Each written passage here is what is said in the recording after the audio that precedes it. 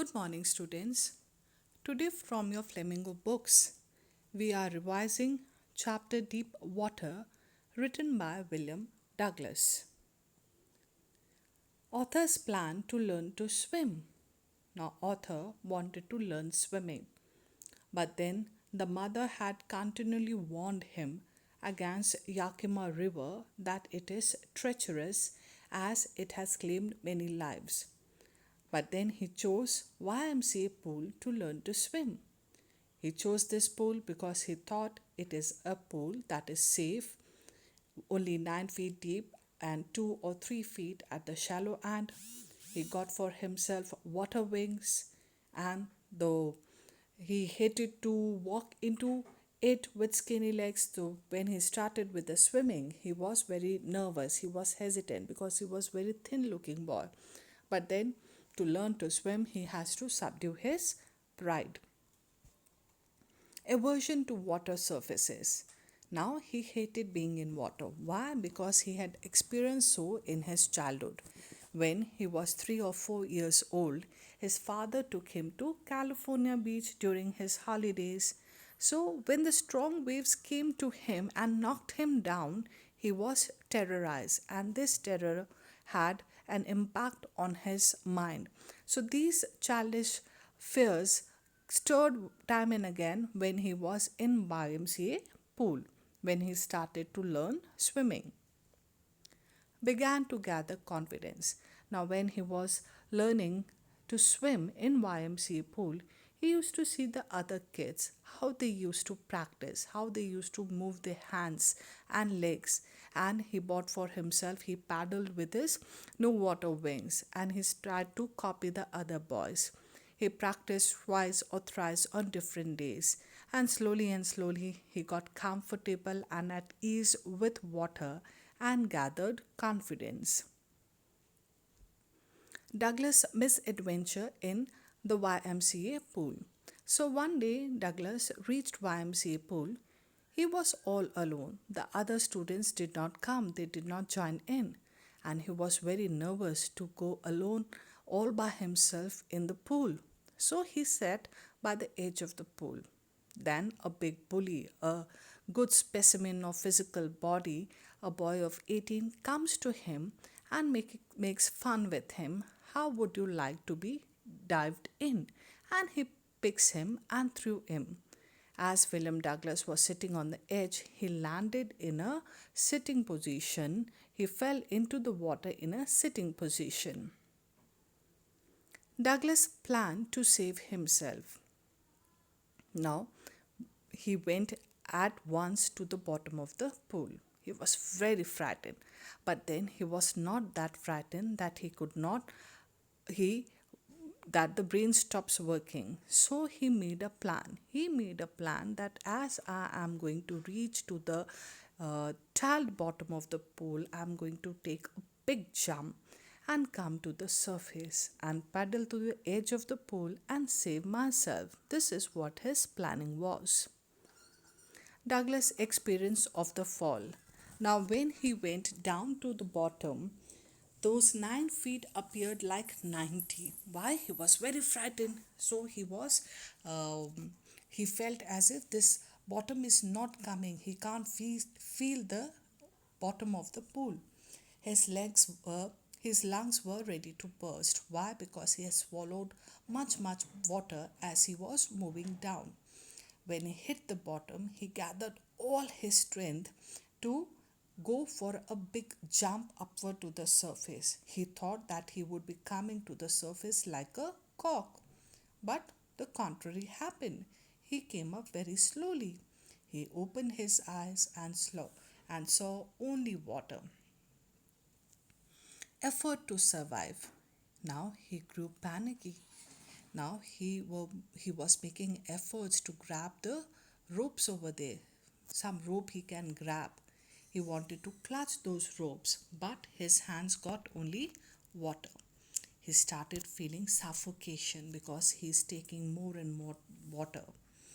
His eyes and nose came out of water, but not his mouth. He swallowed water and felt choked. his legs stiff and rigid like lifeless objects. Why? Because his legs are not listening to the commands. He wants to come out, he wants to jump to the surface, paddle to the surface, but then legs became stiff and he started his journey back to the pool again. Downward journey. Stuck at the water, lost his breath, lungs ached, head throbbed, felt dizzy. Still remembered the strategy to jump up. Now when he's moving downward, he is getting terrorized, he's getting frightened, and this terror is trying to seize his brain. So brain, when his brain is the legs, the body is not responding to the commands of brain. He is losing his breath and his lungs are aching and head starts throbbing. He felt as if he's going to be unconscious, but then he remembered the plan to make a huge jump, a big jump to the surface of the water and pedal to the edge. Completely terrified, water all around, stark terror seized him. Unable to scream, he wanted to scream, he wanted to shout for help, he wanted to call for mother, but no, he can't. He was choked. The screams were choked, felt as if paralyzed. His heart and pounding in his head made him feel that he was alive. Another effort to survive. Terrified but did not give in. Jumped up with all strength. So he's making the third effort to come up. But then, second effort to come up. But then he is taking all his energy, consuming all his strength to jump up to the surface. But did not succeed. Trembled with fright. His arms and legs did not move. Now, body is not responding to the commands because he's terrorized. Terror has clutched him, clutched and took hold of his mind. Nothing happened and went down for the third time, and he moves to the bottom of the pool for the third time. Now, as he moves to the bottom of the water, his all energy is consumed. He has swallowed much water. His body is tired. So, he gave up all efforts to survive. He's not willing now to make efforts at all. Felt relaxed because he has consumed all his energy. So, he's felt relaxed. He's ready to accept that he would drown, he would die, he would face the near death. Fear and terror wiped out. Now, why? Because no panic, felt quiet and peaceful. Now he's not terrorized, he's accepted his failure, accepted that his body is not coming up and his body is moving down. So that terror and fear is wiped out. The acceptance that now it is going to be peaceful. Why? Death is peaceful. Felt drowsy and passed into oblivion. Regained consciousness. Now, when he regained consciousness, he sees himself lying on his stomach beside the pool, vomiting. Now, the big boy who threw him, he said, I was just making fun, was taken to the locker room. So, people helped him, and he was taken to locker room where he took a rest for few hours, and he nearly escaped death. Effects of his this unpleasant experience. Now, what were the effects on him? Now, this hit had a huge impact on his life. When he walked home, he felt weak and trembling. He cried throughout the night on his bed. He could not eat for that night. And then this fear haunted him for days together. And whatever exertion, whatever work he used to do, he felt as if his body is getting exerted that would upset him. He felt wobbly in his knees and sick to his stomach. He feared water and avoided it. A few years later, fear of water seized him. Unpleasant experience of the pool terrorized him. So, as he is growing up, this terror is increasing. The idea to be in water is terrorizing him, frightening him, and he could not enjoy any of the water activities, water sports, whether it is fishing or canoeing or boating. So, all these adventures were spoiled because of his fear, because he fear being in water, fear being in enjoying any of these water sports. Haunting fear of the water followed him. So he was terrorized that he could not enjoy any of this in his life. Every way to overcome the fear failed. Decided to overcome his fear. So he decided that I have to come out of this fear, because then this fear is going to grow and he is going to ruin his all the pleasures of the beautiful adventurous life. So he thought, I'm going to engage an instructor, and he engaged an instructor to learn to swim. Now instructor used many methods so that he can become comfortable and at ease with water. He did what? A rope was attached to a belt and put around him, and that rope went through a pulley that ran on an overhead cable.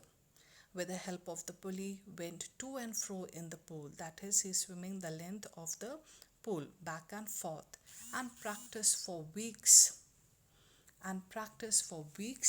This very same exercise. The instructor made him do many weeks the same thing. Now whenever the instructor is leaving his hold on the rope, he is drowning in. So this exercise he practiced for many weeks so that he can become at ease with water. Douglas became a swimmer. So after 3 months practice, fear started fading. Learned to keep his face under and exhale, and to raise his nose and inhale. So the instructor made him learn the acts or the skill of exhale and inhale in and out of water. Gradually shed part of the panic. So slowly and slowly he is coming out of that fear of terror. Initially legs were stiff, but gradually they relaxed. But when he started with the swimming lessons, the legs were not ready to respond. They were very stiff. But then, slowly, with practice, with months of practice, with days of practice, they become at ease and relaxed. In April, the instructor told him that he could swim. So, instructor announced that you are a good swimmer now, you can swim. Could dive off and swim the length of the pool. Gradually became a swimmer. So he swam the back and forth of the pool, and the instructor declared that he is a swimmer now. Efforts still continued. Now William Douglas thought that when my instructor is with me, I had the courage to swim. When I am going to be all alone by myself in any of the water surfaces, would I make it? Will terror return? Will I get scared? Will I get frightened? So he thought that no, I need to test myself. Try to swim while alone in the pool, shed off fear, went to Lake Wentworth, swam 2 miles across the lake successfully, tried crawl, breaststroke, side stroke, and backstroke. So all the skills that the teacher, that the instructor had made him learn, he did all those strokes. Only once terror did return, but he overcame it. So when he went to Lake Wentworth and swam those 2 miles across the lake, the terror did return. But then he overcame that terror, and the terror fled. Went to Warm Lake to test his confidence. Now he was still not confident. He tried to test himself in different situations. So he went and swam across the Warm Lake. Back from the other shore, succeeded in his experiment, conquered his fear of water, and shed off fear. So he conquered his fear of water and so he went to Warm Lake. He dived over there. He dived to the length of the lake and returned from the shore. And he was successful. Why? Because the terror, when it returned in miniatures, he altogether announced to terror that Mr. Terror, do you think I'm going to get terrorized? And he conquered his fear, and the terror left. A great truth dawned upon him. Now, with his experience, he learned something. He learned what? That there is peace in death. Death is beautiful, it is peaceful. Terror only in the fear of death. It is that fear that kills us more. The fear of death kills us more. Experience both the sensation of dying and the terror that fear of it could produce. So, because he has experienced both the thing, the sensation of dying, and how terrorized he was with that fear, how terror has clutched his mind and body and soul. So he has experienced that. This increased his will to live. This desire to live was intensified because he has experienced both things. Now, what's the message? The message is, in this lesson, the author wants to convey that we should convince ourselves that it is not death but the fear of death that brings terror and panic in our minds. We should know this fact that each person has to die one day. No one is immortal. Once we accept the inevitability of death, we will overcome the fear of death.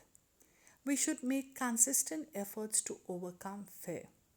At the same time, we should endeavor not to allow the past fears to spoil our present pleasures. The theme of the chapter is the lesson Deep Water deals with the idea of fear.